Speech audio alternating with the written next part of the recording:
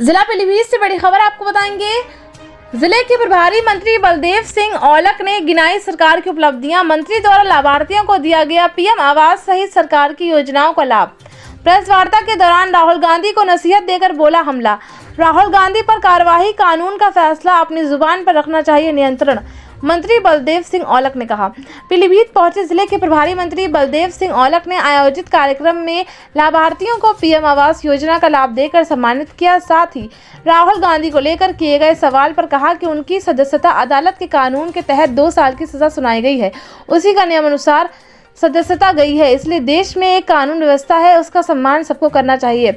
ऐसा नहीं है कि राहुल गांधी की ही सदस्यता गई है, हमारे भारतीय जनता पार्टी के भी जनप्रतिनिधियों के लोगों की सदस्यता गई है। किसी को भी संयम में रहकर बोलना चाहिए, किसी के खिलाफ कोई शब्द नहीं बोलना चाहिए, व्यक्तित्व पर कंट्रोल रखना चाहिए, अपनी भाषा पर नियंत्रण रखना चाहिए। राहुल गांधी ने जो बयान दिया है वो बेतुका बयान है, जो ओबीसी को लेकर कागज फाड़कर बयान दिया है, जो ठीक कार्रवाई है।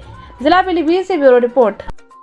देखिए, मैंने अभी बताया आपको प्रेस करी है, सरकार की बहुत बड़ी उपलब्धि है। 6 साल में उत्तर प्रदेश को उत्तम प्रदेश, विकास प्रदेश और बेहतर प्रदेश कानून व्यवस्था में हो, सड़कों का जाल बिछाने का काम हो, चिकित्सा की अच्छी सुविधा देने का काम हो, एयरपोर्ट कनेक्टिविटी देने का काम हो, लोगों को बच्चियों को रोजगार देने का काम हो, ये सारा उत्तर प्रदेश में माननीय मुख्यमंत्री जी के नेतृत्व में हुआ है।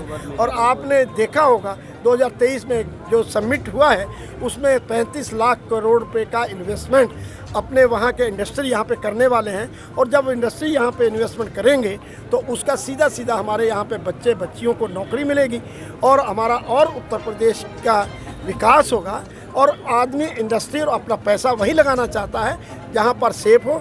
मैं कहना चाहता हूँ पूरे हिंदुस्तानी की नहीं, पूरे विदेश की भी निगाह उत्तर प्रदेश में है कि हमने अपना इन्वेस्टमेंट जो है उत्तर प्रदेश में करना है। मंत्री जी, राहुल गांधी की सदस्यता समाप्त कर दी गई है, क्या कहना चाहेंगे उसको लेकर? देखिए, राहुल गांधी की सदस्यता किसी ने समाप्त नहीं की। अदालत का जो कानून है, जो उन्होंने अपना फैसला सुनाया है, कानून के तहत उनको 2 साल की सज़ा हुई है। और 2 साल के बाद एक कानून में है कि जिसको भी 2 साल की सज़ा होगी उसकी सदस्यता ख़त्म होगी, चाहे राहुल गांधी हो चाहे और गांधी हो। मैं इसको नहीं कहना चाहता, ये जो भी कानूनी प्रक्रिया है उसके तहत ये हुआ है और उनकी सदस्यता गई है। विपक्ष का प्रमुख चेहरा था वो राहुल गांधी थे, अब आपको क्या लगता है कौन विपक्ष का चेहरा बनेगा? क्या सारे दल एक साथ आएंगे? मैं आपको ये कहना चाहता हूँ कि देखिए, देश में एक कानून व्यवस्था है, उसका हम सब लोग सम्मान करते हैं, आदर करते हैं। तो जो कानून व्यवस्था का फैसला आया है वो उनको सज़ा मिली है, उसमें उनकी सदस्यता गई है।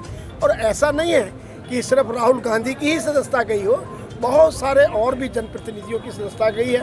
हमारे भारतीय जनता पार्टी के लोगों को भी गई है और पार्टियों को भी है। मैं इतना ज़रूर कहूँगा कि लोगों को संयम में रहते हुए बोलना चाहिए, अपनी ज़बान पर, अपने वक्तव्य पे अपनी कमान होनी चाहिए।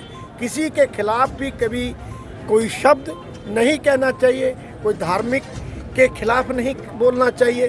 तो इसलिए ये एक लाइन है कि आगे और लोगों को भी, जनप्रतिनिधियों को बहुत बड़ा एक ये एहसास होगा कि हम लोगों को ठीक तरह, हम लोगों को जो कार्यकर्ता हैं, जो जनमानस है, हमें विकास करने के लिए कहता है, हमारा तरक्की करने के लिए कहते हैं, मगर हमें अपनी भाषा पे हमें कंट्रोल रखना चाहिए, अपनी भाषा को कायम रखना चाहिए, जिसलिए कि हमारी सदस्यता ना जाए। सर, और क्या लगता है बयान के बाद ओबीसी समाज के लोगों में गुस्सा है, उन्हें माफ़ी मांगनी चाहिए?